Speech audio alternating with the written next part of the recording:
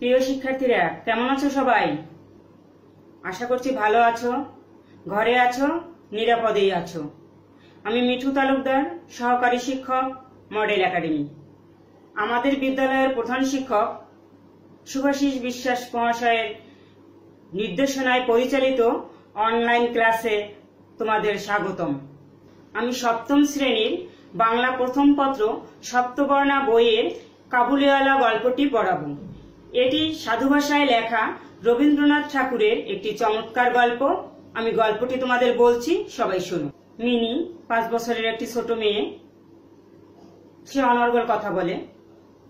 তার বাবা ছিল একজন লেখক। সে একদিন লেখছিল, তখন মিনি গিয়ে বাবার কাছে বিভিন্ন ধরনের প্রশ্ন করছিল। আবার হঠাৎই সে তার আগডুম বাগডুম খেলা শুরু করছিল। আবার সে উঠে জানালায় গিয়ে কাবুলিওয়ালা ও কাবুলিওয়ালা বলে একজনকে ডাকতে শুরু করলো। সেই কাবুলিওয়ালা লোকটি যখন তাদের বাড়ির দিকে আসতে শুরু করলো, তখন সে দৌড়ে আবার ঘরের ভিতর চলে গেল। তার ধারণা ছিল কাবুলিওয়ালার ঘাড়ে যে ব্যাগটা ছিল, সেই ব্যাগটার মধ্যে বাচ্চাদের ধরে রাখা হয়। মিনি যাকে কাবুলিওয়ালা কাবুলিওয়ালা বলে ডাকছিল, সে আসলে কাবুলের অধিবাসী। তার আসল নাম রহমত। সে অনেক লম্বা ছিল, তার গায়ে ময়লা ঢিলা কাপড় ছিল, তার মাথায় পাগড়ি ছিল, কাঁধে একটা ঝুলি ছিল, তার হাতে কয়েকটা কৌটো ছিল, যার মধ্যে ছিল কিশমিশ, আঙুর, বাদাম। সে আসলে কলকাতায় ব্যবসা করতে এসেছে। মিনি যে ঘরের মধ্যে দৌড়ে গিয়েছিল, সে আসলে ভয় পেয়েছিল। ভাবছিল কাবুলিওয়ালা তার ঝুলির মধ্যে ওকে ধরে নিয়ে যাবে। তার বাবা এটা বুঝতে পেরে তাকে ভিতর থেকে আবার ডেকে আনলে কি হবে, সে ভয়ে তার বাবার পায়ের কাছে জড়সড় হয়ে দাঁড়িয়ে রইল। কাবুলিওয়ালা তাকে কাজু কিশমিশ বের করে দিলেও সেগুলো সে নিল না। সে তার বাবার কাছে কাজ ঘেঁষে দাঁড়াইল। এভাবেই তাদের প্রথম পরিচয়টা হয়েছিল। এরপর প্রতিদিনই কাবুলিওয়ালা মিনিদের বাড়িতে আসতো। মিনির সাথে নানা রকম গল্প করতো। মিনি যে কথা বলতো সেগুলো সে ধৈর্য ধরে শুনতো। যে ব্যাগ থেকে মিনিকে নানান ধরনের খাবার বের করে দিত, ওর ব্যাগের মধ্যে আছে কি বাদাম, কোবানি, কিশমিশ, এগুলো দিত। মিনি খুশি হতো। মিনি বলতো যে তোমার ব্যাগের মধ্যে কি আছে? তখন কাবুলিওয়ালা বলতো এটার মধ্যে হাতি আছে। আবার বলতো যে মিনি তুমি কখনো শ্বশুর বাড়ি যাবে না। তখন মিনি বলতো তুমি কখনো শ্বশুর বাড়ি যাবে? এই ধরনের কথা চলতে থাকতো এবং ওদের মধ্যে এভাবে একটা ভালো সম্পর্ক তৈরি হয়ে গেছিল।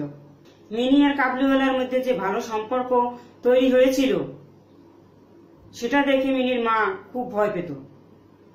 এজন্য সে মিনির বাবাকে বলছিল যে কাবুলিওয়ালার উপর একটু নজর রেখো। এরপর একদিন মিনিদের বাসার পাশে খুব গোলমাল হচ্ছিল। আসলে ওখানে মিনিদের এক প্রতিবেশী কাবুলিওয়ালার কাছ থেকে টাকা ধার নিয়েছিল ব্যবসা করার জন্য। কিন্তু যখন সেই টাকা দেওয়ার কথা, তখন সেই লোকটা অস্বীকার করলো, বলল যে না, আমি কোনো টাকা নিইনি। এই কথা শুনে কাবুলিওয়ালা গেল রেগে। তখন সে কি করলো, রাগের সাথে একটা ছুরি বসাই দিল সেই লোকটার গায়ে, আর সেই জন্য তাকে জেলে যেতে হলো। এরপর অনেক দিন কেটে গেল। মিনির বয়স হলো। মিনির যেদিন বিয়ে, তার আগের দিন সন্ধ্যায় রহমত জেল থেকে ছাড়া পেল। ছাড়া পেয়েই সে পরের দিন মিনিদের বাড়িতে আসলো মিনির সাথে দেখা করার জন্য। কিন্তু মিনির সাথে দেখা হলো না। তার বাবা বলল যে আমাদের বাড়িতে অনেক কাজ আছে, আজকে আমরা খুব ব্যস্ত আছি, তুমি আজকে চলে যাও। মিনির বাবা যখন তাকে চলে যেতে বললো, সে চলে গেল। আবার কি মনে করে ভিতরে আসলো, এসে বলল যে আমি কিছু কাজু কিশমিশ খোবানি আনছি, সেগুলো মিনিকে দিবেন। বের করে সে মিনির বাবার হাতে দিল। মিনির বাবা কি করলো, তার বিনিময়ে রহমতকে কিছু টাকা দিতে চাইলো, কিন্তু সে টাকা নিল না।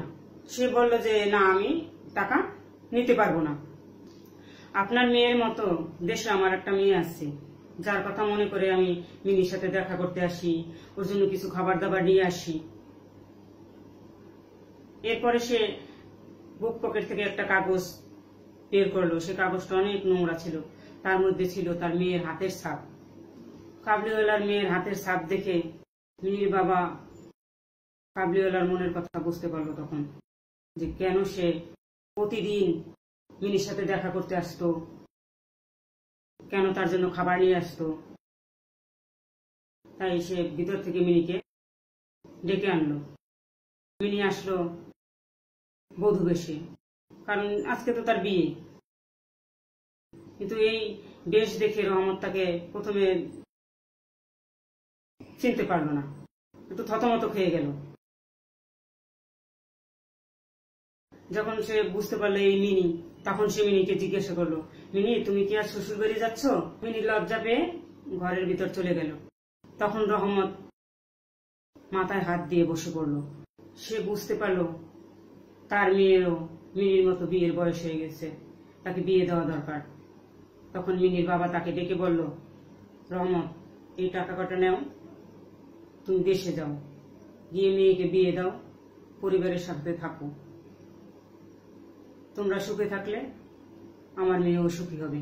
সব পিতাই তাদের সন্তানের মঙ্গল কামনা করেন। পৃথিবীর সব পিতাই তাদের সন্তানদের স্নেহ ভালোবাসার প্রকাশ একইভাবে করে থাকেন।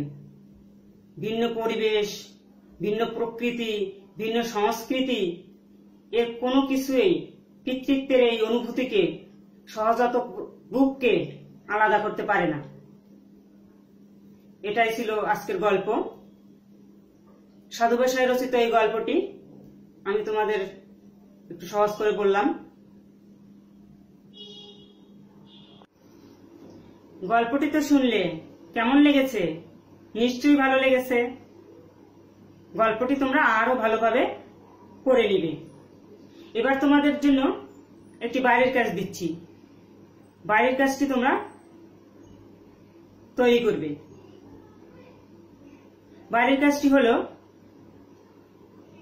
কাবুলিওয়ালা গল্পটির মূল ভাব 10 লাইনে লেখো। আবার বলছি, কাবুলিওয়ালা গল্পটির মূল ভাব 10 লাইনে লেখো। তাহলে শিক্ষার্থীরা সবাই ভালো থেকো, সুস্থ থেকো। সবাইকে ধন্যবাদ।